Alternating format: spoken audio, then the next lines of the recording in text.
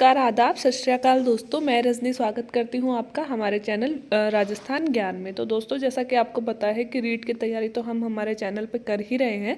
आज से मैं आपके लिए कुछ नया लेके आई हूँ, क्योंकि आज है न्यू ईयर 2021, आज से शुरू हो रहा है। तो मैंने भी आपके लिए कुछ नया स्टार्ट किया है कि जैसे कि मुझे इन दिनों, क्योंकि आपको पता है मेरे इंटरव्यू की तैयारी चल रही है, तो मुझे इन दिनों थोड़ा सा करंट अफेयर ज़्यादा पढ़ना पड़ता है। तो मुझे लगा क्यों ना मैं आपको भी इस चीज़ का फ़ायदा पहुंचाऊं। तो मैं 3-4 न्यूज़पेपर एक दिन में कवर करती हूं। तो उन न्यूज़पेपर्स में से मुझे जो भी न्यूज़ इम्पोर्टेंट लग रही है कि आने वाले एग्जाम्स में ये इम्पोर्टेंट है, वो सब मैं आपके लिए लेके आऊँगी एक जगह कलेक्ट करके। तो इसके लिए होगा ये कि आपको न्यूज़पेपर की न्यूज़ याद रखने में आसानी हो जाएगी अगर आपके पास डेली का पीडीएफ रहेगा। आने वाली 2021 में जितनी भी एग्ज़ाम होने वाली हैं, उनमें अपने लिए डेली की न्यूज़ तो इम्पोर्टेंट होगी ही। करंट अफेयर तो अगर आप वीडियो लगातार देख रहे हो तो फिर करंट अफेयर्स आपको स्पेशल मैगजीन के द्वारा मतलब कवर करने में इतनी दिक्कत नहीं आएगी, जल्दी आप कवर कर पाओगे। क्योंकि न्यूज़ ऐसी चीज़ होती है कि आप रोज़ रोज़ अगर देखते हो तो वो रिपीट होती रहती है ना। तो अपने आप अपने को याद हो जाती है। ठीक है, तो बिना देरी किए शुरू करते हैं आज की इम्पोर्टेंट न्यूज़। सबसे पहले मोदी जी ने किसानों के लिए नई ट्रेन का शुभारंभ किया है। यह 100वीं किसान ट्रेन होगी, क्योंकि किसान आंदोलन अपने भारत में चल रहा है और इसलिए किसानों से रिलेटेड कोई भी चीज़ हो वो इम्पोर्टेंट हो जाती है।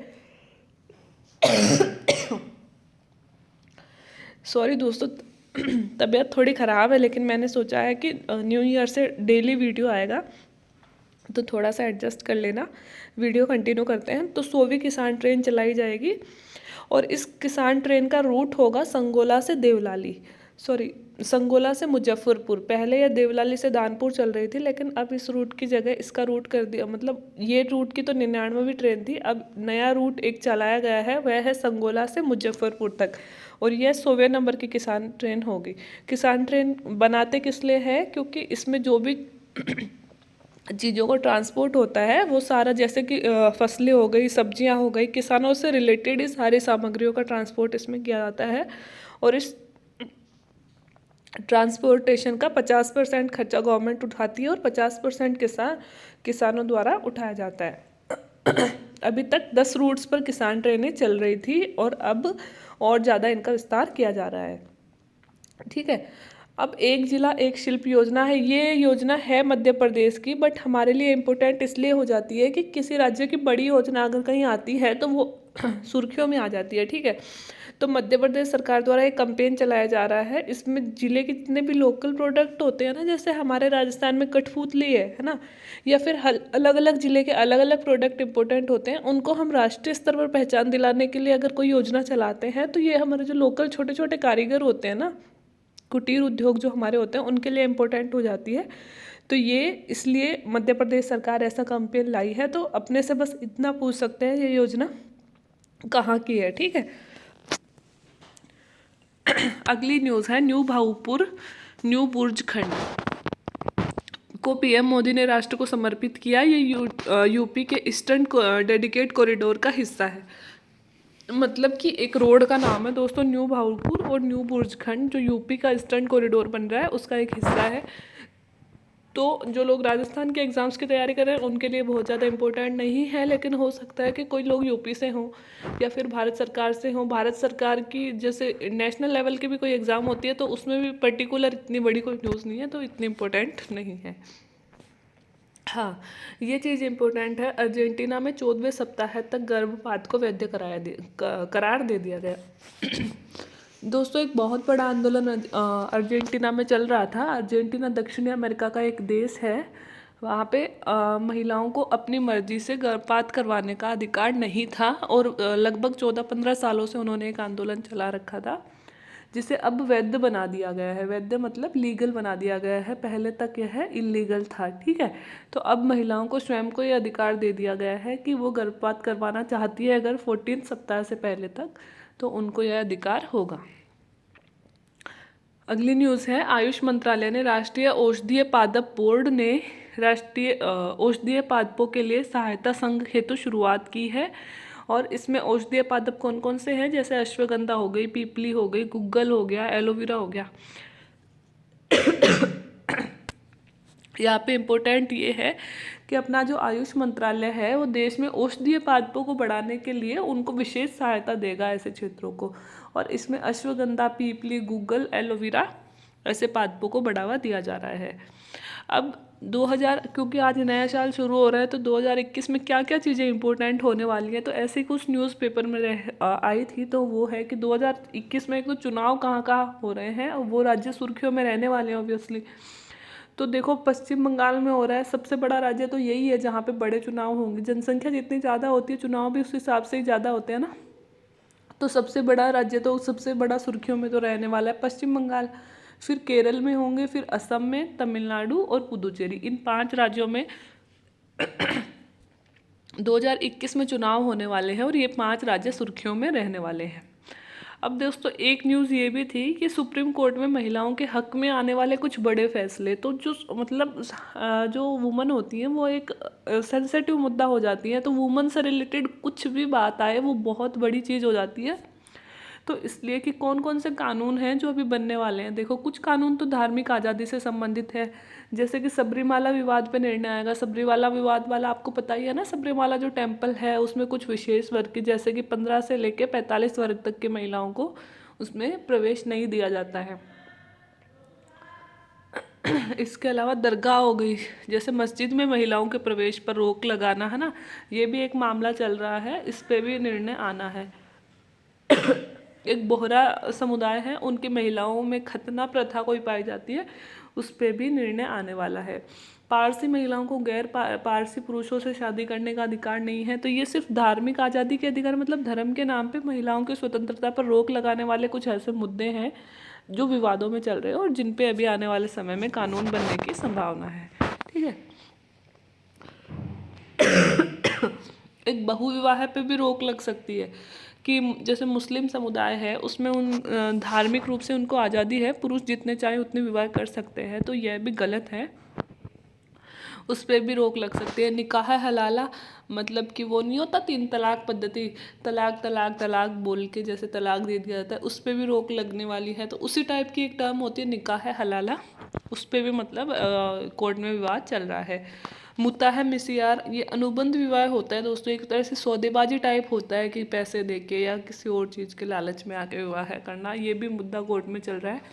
एक है समान गुजारा भत्ता, मतलब कि जैसे जॉब के बाद में जो पेंशन दी जाती है वो एक समान होनी चाहिए।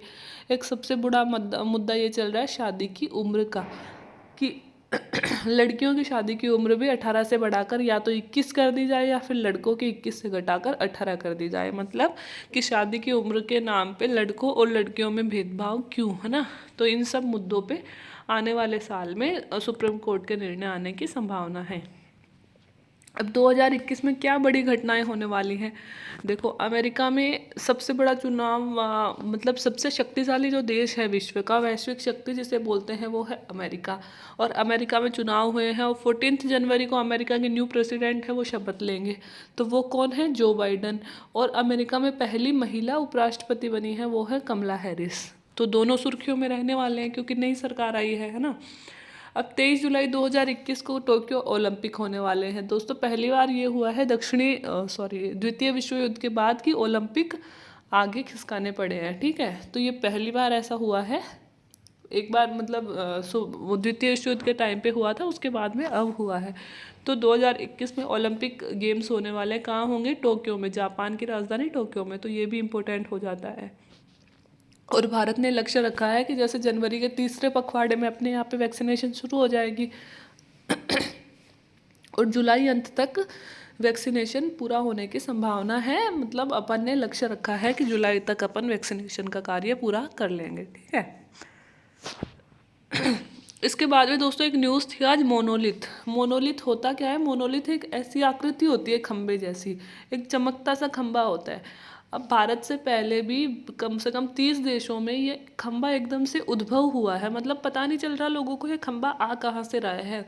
अब तक सिर्फ दूसरे देशों में ऐसी घटनाएं आई थी, कल भारत में भी ऐसी घटना देखी गई। अहमदाबाद में कोई पार्क है, वहाँ पे 6 फुट लंबी एक आकृति, जिसे हम बोल रहे हैं मोनोलिथ, मतलब खंबा है एक ऐसा, वह दिखा है। और ये दुनिया के 30 से ज़्यादा देशों में दिख चुका है। तो वैसे तो कब्र जो होती थी ना प्राचीन काल में, जो कब्रें होती थी, अभी भी होती है जैसे मुस्लिम क्रिश्चियंस में, इनमें उसको मोनोलिथ बोलते थे। और वैसे ही कुछ आकृति ऐसे जमीन पे जैसे खड़ी हो जाती है, और जो रात तक नहीं होती है, सुबह हम उठ के जाते हैं उस जगह पे तो अचानक से वो आकृति दिखती है। अब वह मतलब उस जगह पे ना तो ऐसे संकेत हैं कि किसी ने मिट्टी खोद कर दबाया है, मतलब कुछ भी पता नहीं चल रहा है कि ये चीज़ें आती कहाँ से हैं। तो ये सारे विश्व में एक रहस्य की घटना बनी हुई थी, जो भारत में भी कल देखने को मिली। कर्नल नरेंद्र कुमार हैं दोस्तों, कि अपने आर्मी में थे ये ऑफिसर, 87 ईयर्स के थे, इनका निधन हो चुका है। इन्हें भारतीय सेना में बुल के नाम से पुकारा जाता था, और ऑपरेशन मेघदूत में इनका अहम रोल रहा था। तो कोई फेमस पर्सनालिटी की अगर डेथ हो जाती है तो कई बार मतलब जैसे नरेंद्र कुमार निम्न में से संबंधित हैं, इस तरह की न्यूज़ आ सकती है, जैसे कोई डिफेंस की तैयारी कर रहा है ऐसे एग्जाम्स में। ठीक है, अपने जो रेलवे बोर्ड हैं उसके नए अध्यक्ष बनाए जाएंगे सुनील शर्मा, और पहले कौन थे, विनोद कुमार की जगह ये लेंगे। जो पराली है उससे बनेगा एथेनॉल। दोस्तों जो किसान आंदोलन चल रहा है उसमें किसानों की एक डिमांड ये भी है, आप सबको पता है, कि पराली जलाने पर 1 करोड़ रुपए का जुर्माना प्लस जेल।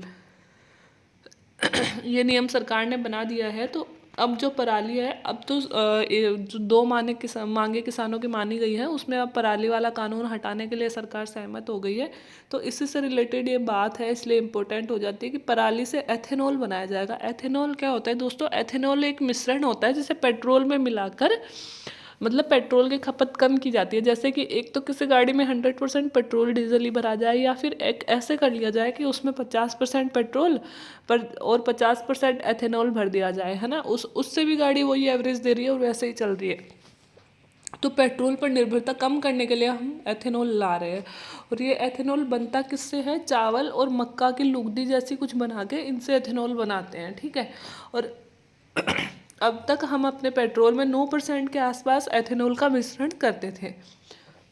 अब क्या होगा कि अब पराली जो है, जिसके लिए विवाद हो रहा है इतना, उससे भी सेल्यूलोज निकाला जाएगा और इससे इथेनॉल में मिलाया जाएगा। और सरकार ने ये उम्मीद जताई है, लक्ष्य भी रखा है कि 2030 तक हम 20% एथेनॉल इस पराली से बना हुआ प्लस चावल और मक्के से बना हुआ 20% के आसपास एथेनॉल का मिश्रण हम पेट्रोल में करेंगे। तो इससे क्या होगा, एक तो पेट्रोल का आयात अपन को करना पड़ेगा, कम करना पड़ेगा, और दूसरा क्या होगा कि हमारे यहाँ पे चावल भी बहुत अच्छी मात्रा में पैदा होता है, और पराली तो अपने यहाँ पे रहती है, समस्या है पराली का निस्तारण करने की।